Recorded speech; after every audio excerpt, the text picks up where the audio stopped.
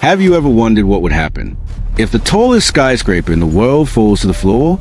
Not first floor, not second floor, the whole building, the entire 163 stories. That would be dangerous, disastrous, the worst building collapse in history.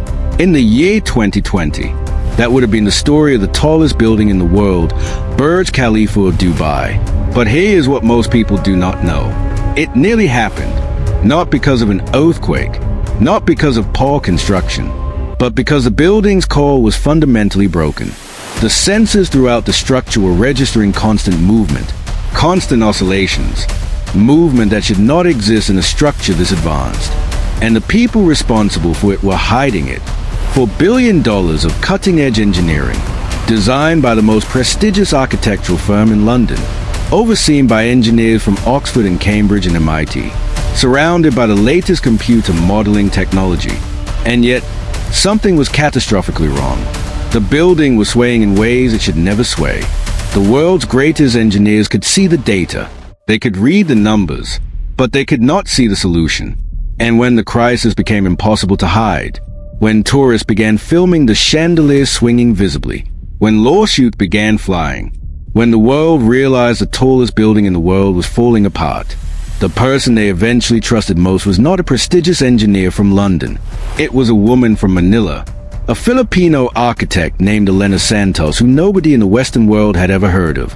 And this is a story of how her solution saved $4 billion of infrastructure, how her brilliance changed an entire industry, and how one woman's expertise proved that genius has no geography. Welcome to the Sway. The Burj Maktoum rose 2,400 feet above the Dubai desert, officially the world's tallest building in the world.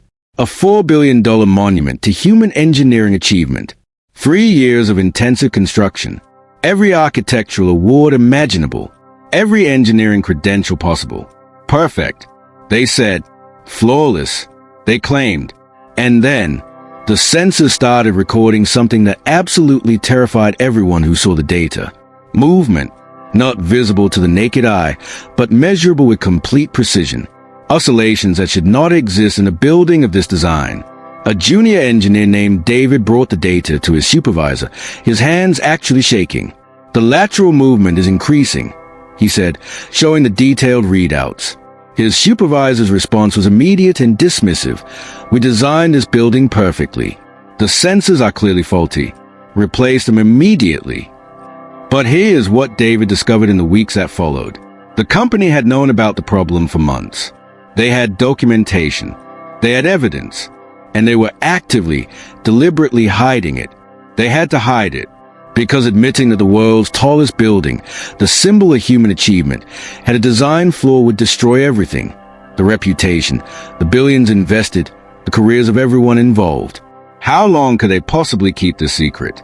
But before we continue, hit the subscribe button now and type 777 in the comment. We want to be sure you are following us.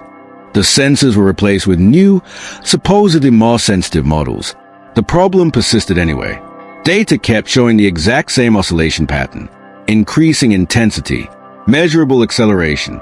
But Harrison and Sterling's leadership had already made their strategic choice.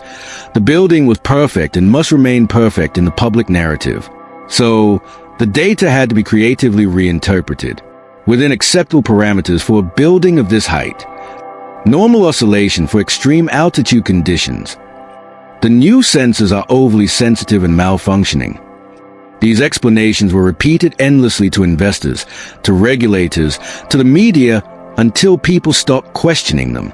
People wanted to believe the building was safe, so they believed it. But the swaying was accelerating measurably. The oscillations were becoming more pronounced. Engineers throughout the company knew it. The executives knew it. When David tried speaking up again, trying to do the right thing, he was told something genuinely chilling. If he continued raising these unfounded concerns publicly or with regulators, his contract would not be renewed. He would be blacklisted in the industry. In corporate architecture, truth is only true if it doesn't threaten the official narrative.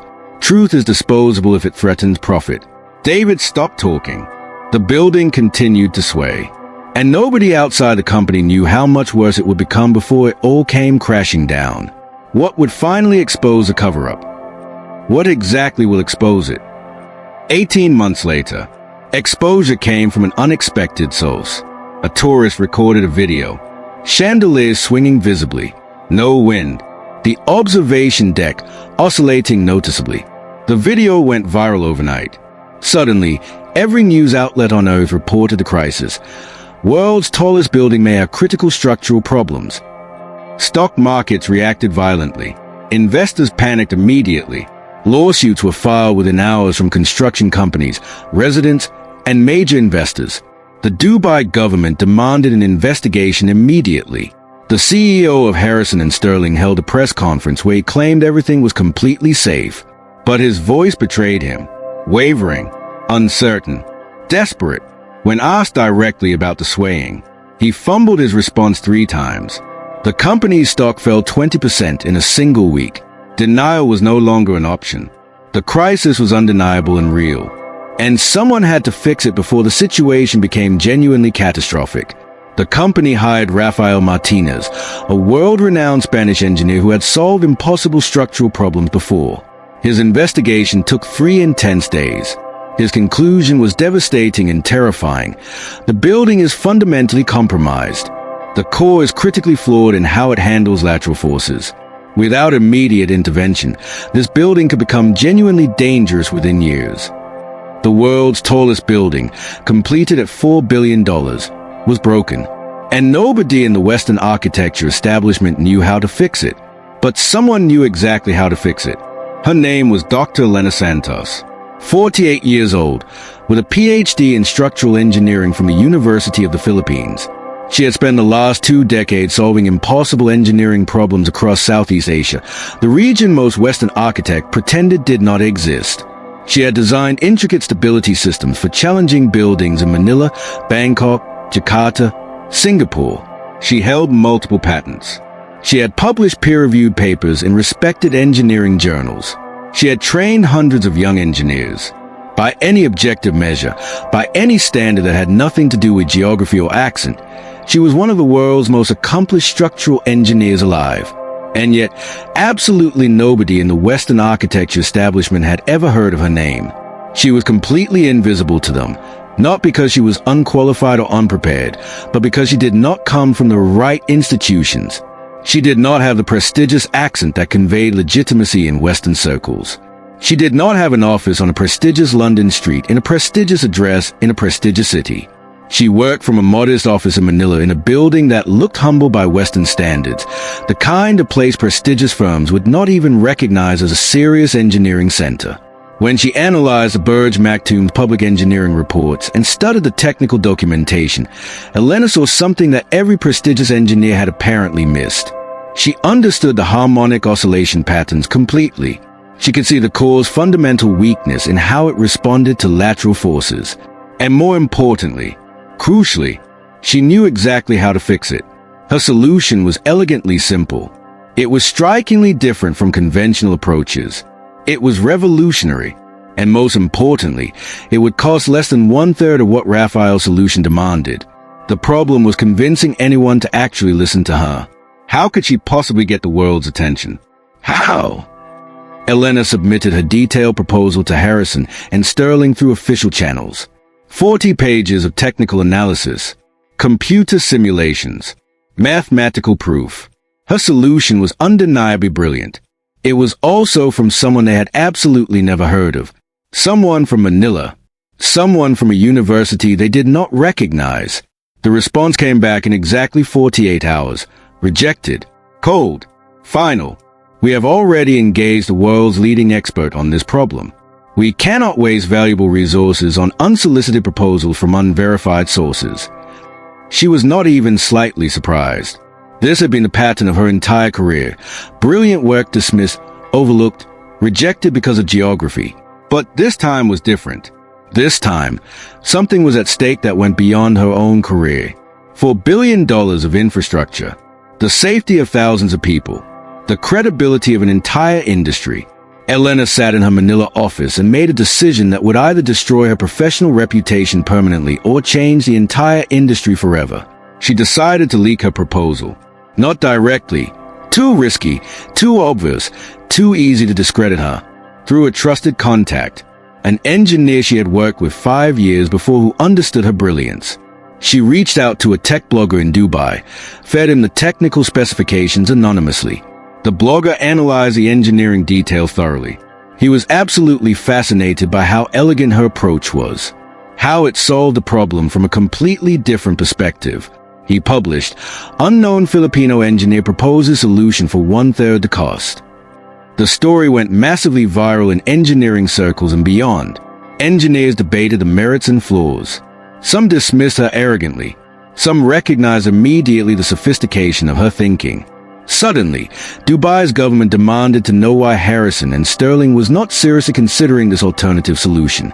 Suddenly, the company had no realistic choice. They had to bring Elena in, if only to prove her solution would not work. They wanted to discredit her publicly. Instead, they were about to discover they were about to be humiliated. But what happened when she finally stood in front of them? Elena arrived at Harrison and Sterling's Dubai office on a Tuesday morning wearing a simple dark suit, her presence almost unassuming. 15 senior engineers waited for her, completely confident she would be exposed as someone out of her depth, an upstart engineer trying to play with the big leagues. She opened her laptop calmly. What followed over the next 4 hours was devastatingly, brilliantly brilliant. Elena walked them through every calculation with surgical precision. She explained what Raphael had gotten absolutely right. The core was a fundamental problem. Then she explained what the entire architectural establishment had missed. The solution was not structural reinforcement. It was harmonic resonance. "You are thinking like you are trying to strengthen a weakening wall," Elena said with calm authority. "But the building is not failing structurally. It is resonating. It is oscillating at a specific frequency that your conventional structural fixes cannot address. What you need is to change a resonance frequency by introducing a counteracting harmonic response that stabilizes through opposition, not through force." She showed them the physics with elegant equations, the mathematics with complete precision, the computer models with detailed simulations, the elegant tuned mass dampers that would absorb the oscillation without destroying the building's integrity. One senior engineer asked a challenging technical question designed to expose her. Elena answered immediately with complete certainty. Another question designed as a trap. She answered that too. 20 questions in total, each one more difficult than the last. Elena knew the answer to every single one with perfect clarity. By the end of hour 4, something fundamental had shifted in that room. These engineers, proud, skeptical, defensive, stopped viewing her as an outsider trying to prove something. They started viewing her as someone who understood the problem better than they did. Better than Raphael. Better than anyone. Would they actually trust her with $4 billion? Stay with us. Let's find out. The next day, Harrison and Sterling announced their decision. They were contracting Dr. Elena Santos to design and oversee the installation of a damping system. The announcement shocked the architecture world. How could they trust a solution from someone nobody had heard of? But the economics were undeniable. Elena's solution, $400 million. Timeline, 18 months. Raphael's solution, $1.2 billion. Timeline, 5 years. The math was simple. Raphael responded with grace. "Dr. Santos has identified what I missed. Her solution is more elegant than mine. I am satisfied the building will be safe." His endorsement was crucial. Other voices began supporting Elena. Engineering professors defended her credentials. The momentum shifted. Elena stood in the Dubai heat, watching installation cranes arrive, feeling something shift inside her. After 20 years of being overlooked, she was finally being seen. But would her solution actually work? Work began immediately. Elena's team installed sophisticated tuned mass dampers on the upper floors. Massive mechanical systems designed to move in opposition to the building's oscillation. Installation was delicate, precision work at 2,000 feet. Elena was on the job site every single day, not managing from an office, walking upper floors, checking measurements, ensuring absolute precision. Workers noticed immediately she cared about this building like it was her own. The installation took 8 months. During that entire time, Elena never left Dubai. Modest hotel room, simple meals, 16-hour days consistently. By month 4, the first results came in. The building's oscillations were decreasing.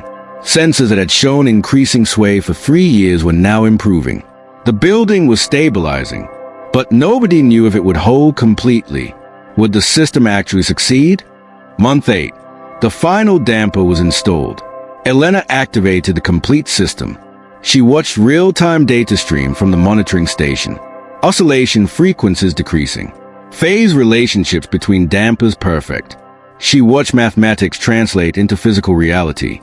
5 hours of intense monitoring. Then something unexpected happened. The building stabilized completely. No sway. No oscillation.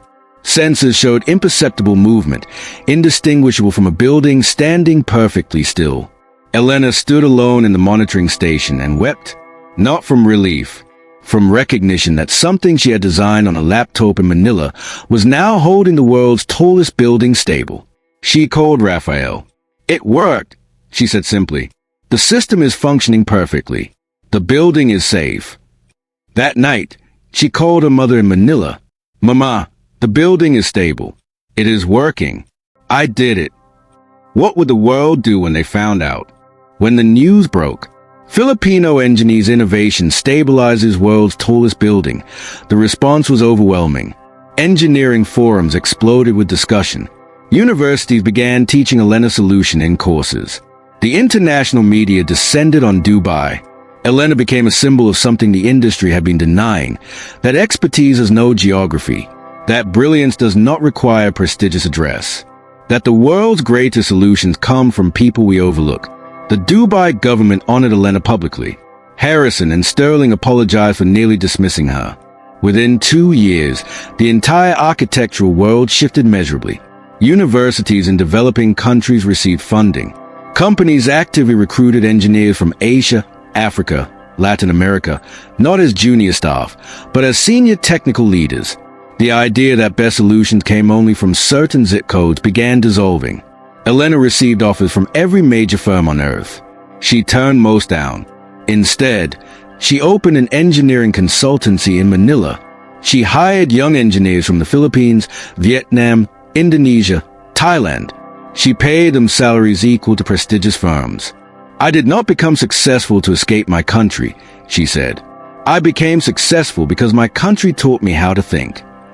But had the system truly changed? Elena did not celebrate her success without acknowledging the cost. In interviews, she was brutally honest. "I did not have to be brilliant to succeed," she said. "I had to be brilliant and willing to fight twice as hard as any Western engineer.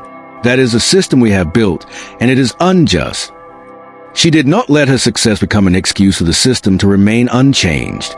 She became an advocate for systemic reform, spoke to universities about diversifying faculty, spoke to companies about changing hiring practices, published papers arguing engineering education in developing countries was systematically underfunded.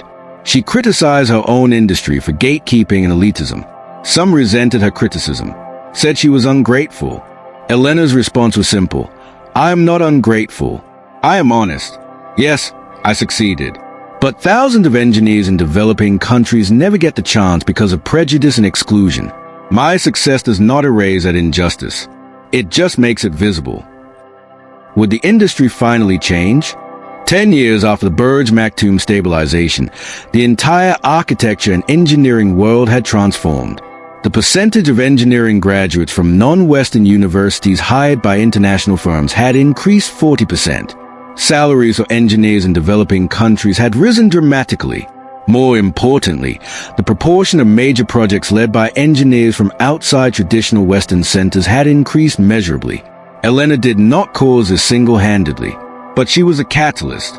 At 63, Elena was asked to write a book, The Sway: How Prejudice Nearly Broke the World's Tallest Building and Why Expertise Has No Geography. It became an international bestseller, required reading in architecture schools, a rallying cry for change. When speaking to audiences, Elena would conclude with the same message. The building did not sway because of bad engineering. It swayed because engineers who designed it could not see the floor because they were looking from the wrong perspective. When we exclude voices from different places, different backgrounds, different experiences, we make our solutions weaker. The world's tallest building needed someone from Manila to save it because she could see what people in London and New York could not. What would be her final chapter?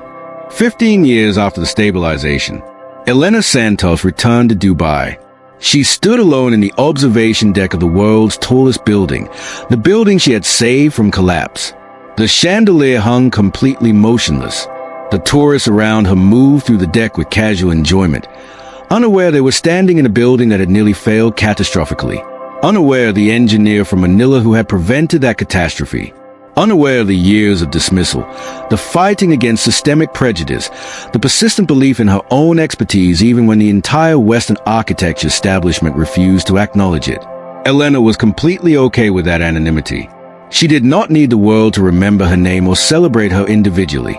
She needed the world to remember the lesson that solutions come from everywhere, that prejudice blinds us to answers we desperately need, that the future belongs to those who can see beyond their own narrow perspectives. In her final documentary interview, when asked if she regretted the struggle, the sleepless nights, the fight against an entire industry's bias, Elena paused thoughtfully for a long moment. "I regret the pain it caused," she said finally, her voice steady and measured. "I regret that I thought destruction, revealing the cover-up, taking the risk of exposure, forcing a crisis, was necessary to be heard and respected. But I cannot regret the opportunity it gave to thousands of young engineers across the global south who now believe they can contribute to world-class work without leaving their homes, without abandoning their families, without being treated as less than." She looked directly at the camera with quiet, absolute conviction. The building we saved in Dubai was just a building.